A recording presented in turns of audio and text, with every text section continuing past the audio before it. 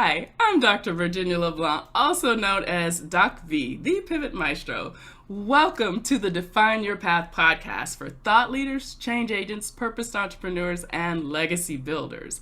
We are all about transforming perspectives as well as inspiring and motivating you to think without a box, to define your path by exposing you to global thought leaders across industries on how they successfully define their path in life and business. Define Your Path is all about truth, transparency, and love to help you navigate the waters of your life and put you back in business. I am so excited about today's spotlight with Miss Dawn Fleming. Dawn Fleming has literally been there and done that and is now living her very best life.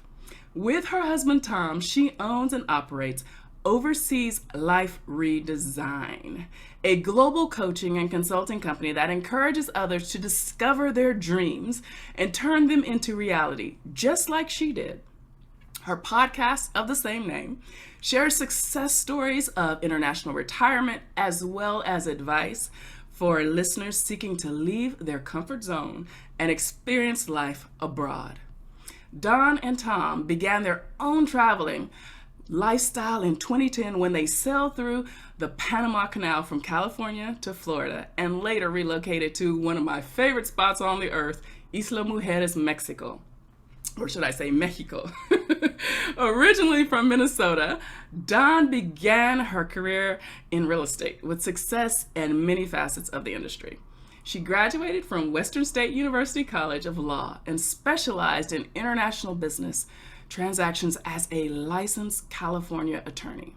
She finally found her calling for 2 decades as a mentor to thousands of entrepreneurs, coaching them through the growth of their home-based businesses before establishing Overseas Life Redesign. Folks, let's welcome Dawn to the show. Dawn, welcome, welcome, welcome. So excited to have you. Thank you so much, Dr. V. It's such a pleasure to be here with you today. Yes, in just our pre-conversation, my spirit is just rejuvenated and just you literally have breathed life back into it. If not alone, just thinking about you on an island. I've just returned from an island. I spent some time over in Greece on the island of Crete, and oh my goodness, 2 years was beautiful. I bet. Yes, yes. So we look forward to hearing your story and how you faced your fears to love the skin you're in and pivot into pursuing your passion and soul purpose. In our podcast, we love to keep it simple, Dawn. So here are 2 questions for you and 2 questions only. And where that takes us, who knows, but we'll flow. How have you defined your path, number 1? And 2, how do you want to help others define theirs? So let's start with how have you defined your path? And the stage is yours.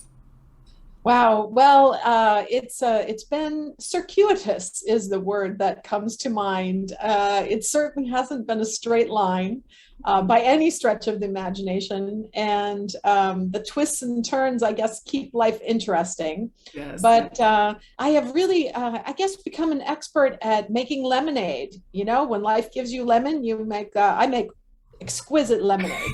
So I guess that's my superpower. But it started in Minnesota. I moved to Southern California in my late 20s with my first husband. He was doing residency. And I thought, I had the world by the tail. And then all of a sudden, out of nowhere, came a divorce that I wasn't expecting. And although I had this wonderful career in real estate, I had this little voice in the back of my head that was like, you need economic security, financial security. So you need to go back to school. You need to get a real job, none of the straight commission stuff. Yeah. And so, I did that, and I'm glad I had that education. There were certain aspects of the legal profession that I loved. I loved making deals. That was the part about real estate I loved. I just didn't like the roller coaster, Yeah. And so that's why I decided to go back to school. But then, I was the first one to go to my college in my whole family. Like, my dad was a high school dropout. My mom was a secretary, and there was nobody that had gone to college at all, much less any kind of graduate degree. So I was not really understanding what I was getting into when I entered the legal profession. I never hung around lawyers. I didn't really understand that culture at all. Mm-hmm. And I'll never forget, it was an informational interview I went to for one of my professors that taught international business transaction. And I was brutally honest about what I wanted to do. I was in my mid-30s. I'm like, look, I'm not doing depot summaries in the basement of some, stinky law firm. Like, and he actually offered me a job, Uh-huh. A similar story with my husband when we met. I told him dating horror stories. It wasn't really a date. I didn't think. And so, sometimes that just raw authenticity, people love that. You hear about a lot about that now. Well, that was me way back when, being Yes. brutally honest. That's kind of how I roll. But, he said, Dawn, you're going to scare a lot of people. And I said, well, what do you mean? He goes, you're fearless. Yeah. I was like, well, okay. And that's a bad thing. And he's like, no, you don't understand. You have all this world experience, this life experience. And, most attorneys don't have that. They go to high school, they go to college, they go to law school, and that's all they ever do. And so it was pretty daunting, when you're just entering your profession to hear that, like, uh-oh, did I make a mistake? And of course, it took me 7 years. I realized, you know what? I am never going to live my dream life practicing law. Like attorneys die at their desks. They create this lifestyle, this big overhead machine and the status and all of that, and they just keep working. And I said, I don't want to do that. And so what really changed my life was this network marketing conference I went to. I got to hear Robert Kiyosaki. He was the keynote speaker. Love Changed my life. Just absolutely. I mean, I remember sitting there and I was mad. I was like, why didn't anybody tell me this stuff before I invested $60,000 in medical or law school rather? Yes. You know what I mean? I was like mad. And I'm like, this should be taught in schools. Like I didn't know about E's and S's and residual income and passive income and all of this sort of thing. So that's really what started me on that path. I was like, I got to get out of this law practice thing. Like this is not what I had in mind. And so that's fortunately I had already affiliated with a legal services company in the network marketing space, and I was already having great success just from business I couldn't help. And so I said, gosh, what if I really put effort into this? And so that was in April. I ended up end of that year, closing my law practice, was able to replace my income my first year full-time with the legal services company. And I loved it. I was helping people. I didn't have the stress, the liability, the accounts receivable, all of those things that are, pretty big downsides to the legal profession. So, I met Tom about 10 years after my divorce. I at that point, I had kissed a lot of frogs. I didn't think I'd ever find my prince. And he showed up, didn't look anything like, he drove an old car, he lived on an old boat. And, we were friends first. And then, we went to this, on this honeymoon to the British Virgin Islands. I was number 3 for him. He was number 2 for me. Like we weren't doing satin and lace. We just got married on our honeymoon in paradise. And it was when we came back and I got in the limo. I had a client that had a limousine service and we used to trade all the time. He picked us up at LAX and there were 6 lanes of traffic in each direction with none of it moving. We were back in the concrete jungle and we looked at each other and said, this is our life. And that was in 2003. And we just we made our dream board. We started a dream board and we just started imagining what our life could be like. And it took us 7 years because in the midst of it was the 2008 economic crash. So Tom's business got wiped out. My business got wiped out. We had 3 houses in foreclosure and we were in trouble. We didn't really know what we were going to do. We had gotten the boat a couple of years earlier and our plan to sell the house and leave. I mean, the value was half of what it was at the peak. And so we just sort of said, come what may. And we just said, we can't deal with this real estate. The banks won't talk to us. We can't do anything. We can't live our lives when someone else is in control. We've got to take control. Oh my goodness. Right. And just say, trust the universe, God, whatever you believe in, and say, there's something better. This isn't it.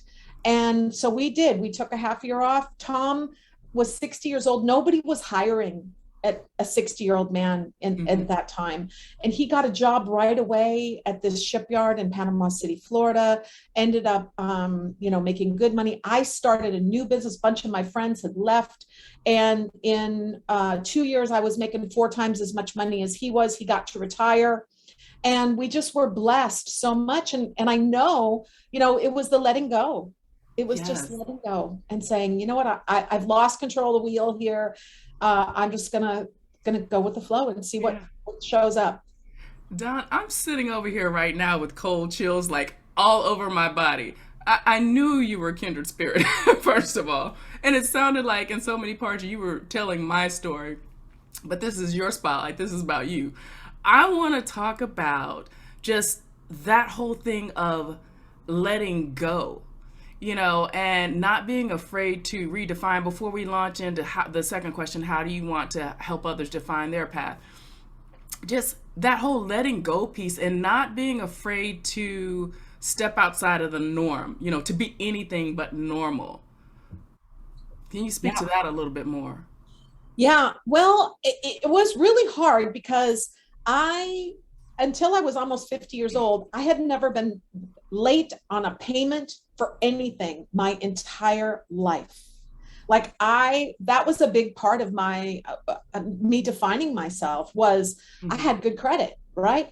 Yeah. And so that part of it was really, really hard for me. And I'm a responsible human being, and to not be able to be a responsible, financially responsible adult Mm-hmm. was so difficult. But it took someone else. It was funny. It was a coaching call. It was just an exploratory call. I never hired the guy or anything, but he just asked the question, what would your life be like if you weren't emotionally attached to your real estate Mm. and that credit issue? And it just that question, that one question just shifted my perspective. And I thought, I would be a really happy individual. And then it was like, well, I can choose that. I can choose not to be so attached to that and just let that go.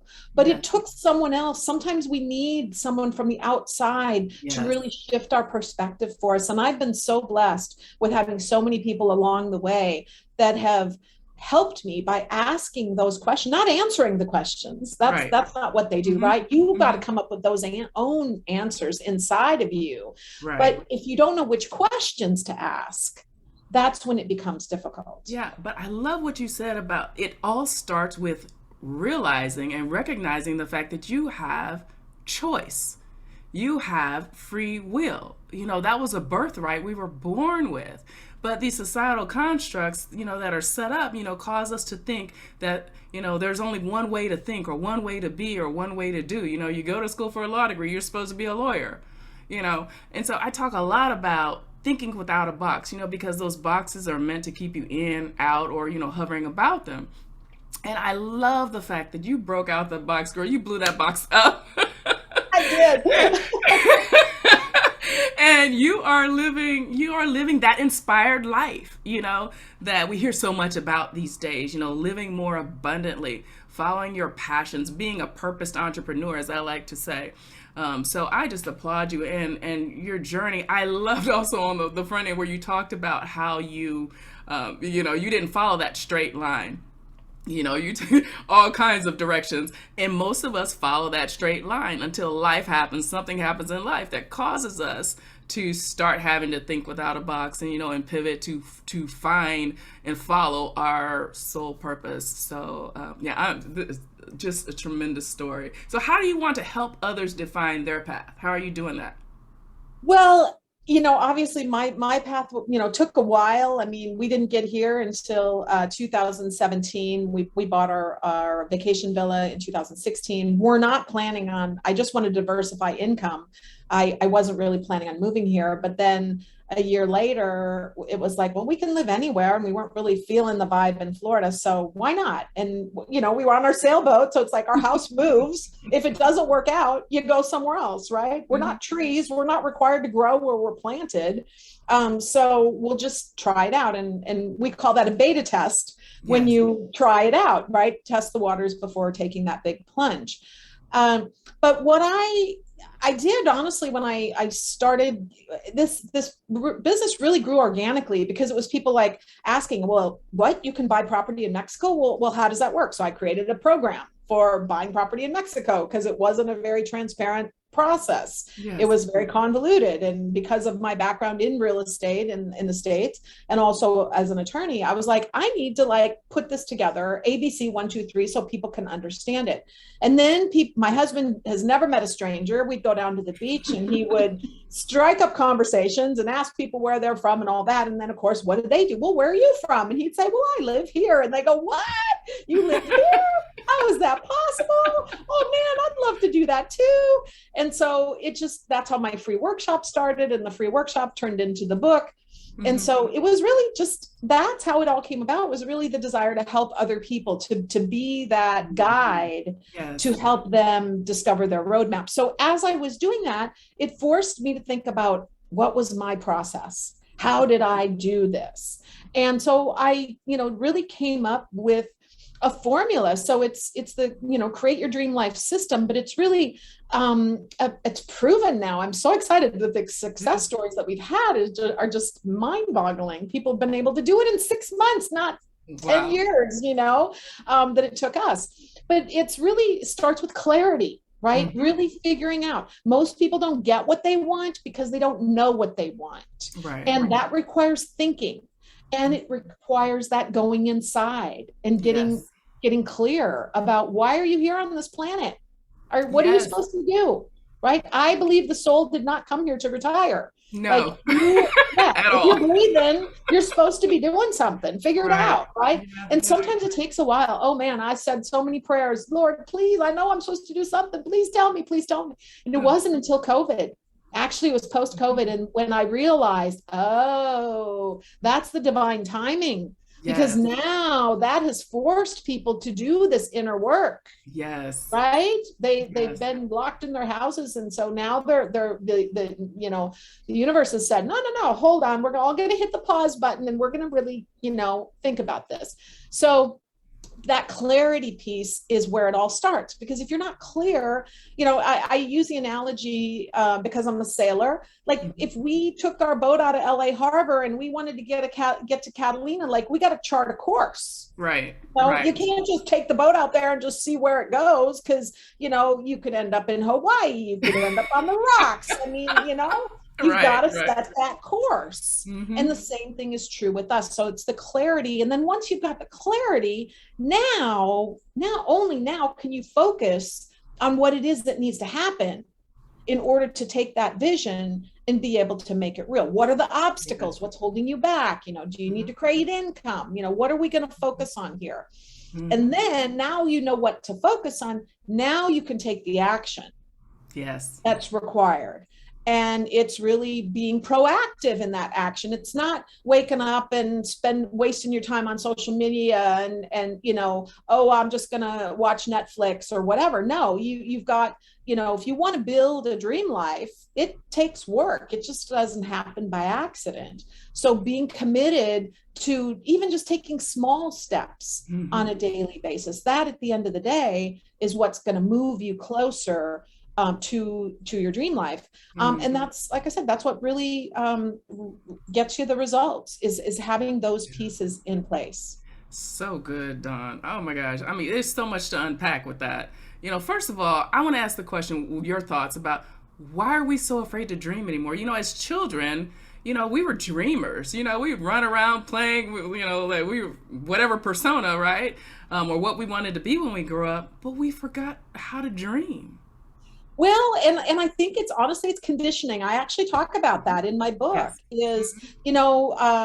think it's, when you go to school, right? Because, you're afraid to that's where we learn it's not okay to make mistakes. You get laughed at, you get made fun of, maybe the teacher unknowingly, poo-poos an answer, and it makes you shrink. And so you don't want to use your voice, number one, but number two, that's what kids do, right? They daydream. And so you're in school and you're daydreaming. What do they say? Pay attention. Right. Pay attention. Stop that. You're wasting your time, right? And so it's a conditioning process that I don't think we're even aware of it. No, I That agree. happens over time. And so that's what we're up against. And I talk about that as well, that subconscious, those subconscious memories that are really in place by the time we're 12. Hmm. We're just walking video cameras. We don't Yep. listen to words. We're seeing images. Yeah. We're reading energy. We're picking Hmm. up these signals, and it's being recorded in our subconscious. And that's what is preventing us really from living our best life, is because we have these old tapes playing that we're not even aware of. I Yes. remember I talk about an instance in the book when I started this journey. The first business coach that I worked with, Hmm. who we were talking about who I'd like to work with. And out of my mouth came this statement, well, I don't want to work with victims, Mm. people who see themselves as victims. Hmm. And I didn't even know, like, I didn't consciously think of it, like it just came out. And so the next time I went into meditation, I basically said a prayer and I said, please tell me where this is coming from, because it surprised me. I was curious. I Hmm. didn't judge it, I just was curious. And I literally saw the tape, like when I was younger, that Yes. was the root of this belief. And Mm. so that's all there, and fully accessible for us if we can develop the skills to learn how to access it. But we're just not Absolutely. taught how to do that, you No, know? we're not. Our systems, forget social constructs, they're not set up for it. But our educational system is not set up for exploratory means. And it paralyzes us. When we become adults and life happens like COVID, we don't know how to pivot. And then, but then those who are fighters, find that way over, under, through, around, and then, but unfortunately, you do have those who are paralyzed, who have difficulty seeing their way through. So I love the fact also that you chose to be more than and remove yourself from that less than. So many people have that feeling inside of them. They know their soul is calling, but they don't know how to, or they're afraid to step outside, face their fears, step outside of their comfort zone, and be okay with being uncomfortable for a Right, while. How did right. you? Yeah, yeah. What are your thoughts about that? And I know your time is precious, so we're gonna wrap up. But yeah, what do you what do you think about that? Well, it's that, again, I think is a skill. A lot of this are just skills, and when you first do it, it's very uncomfortable. Like, I think back of when I was in network marketing. I was with a legal services company, and so I thought, well, this is would be something that lawyers would be interested in. So I would have coffee with lawyers, and initially, I was not well educated enough to understand it. And then I did gain that education, but I would feel, I was embarrassed that it was a network marketing company. And they were judging me like, oh, you're a lawyer, like, what are you playing with that for? That pyramid scheme, that whole thing. Yeah.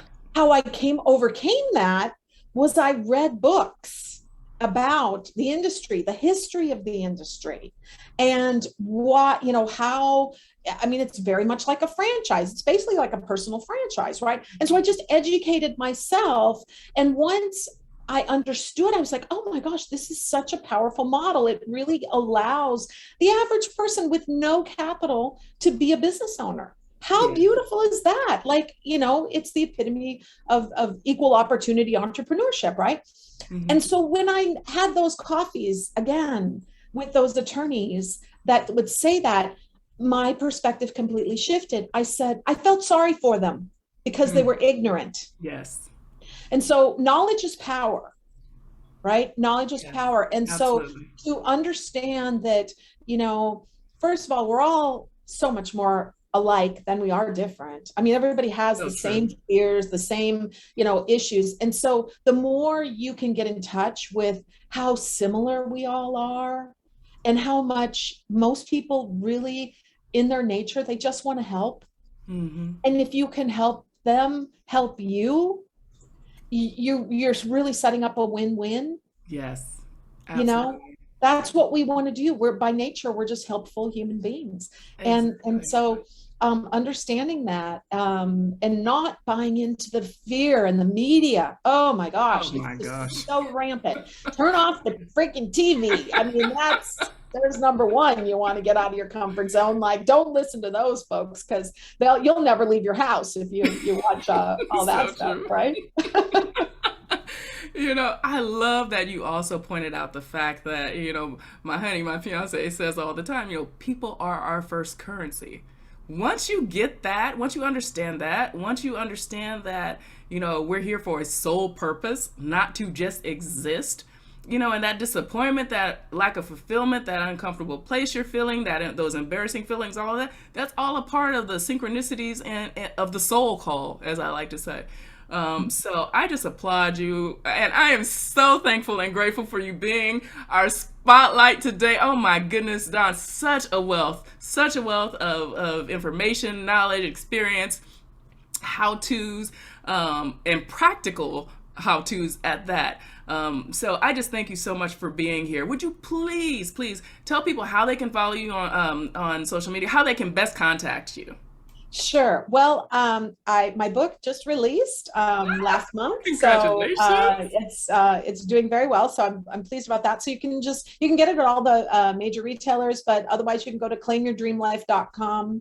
Excuse me, claimyourdreamlifebook.com, and there's links to all the major retailers that you can get it there.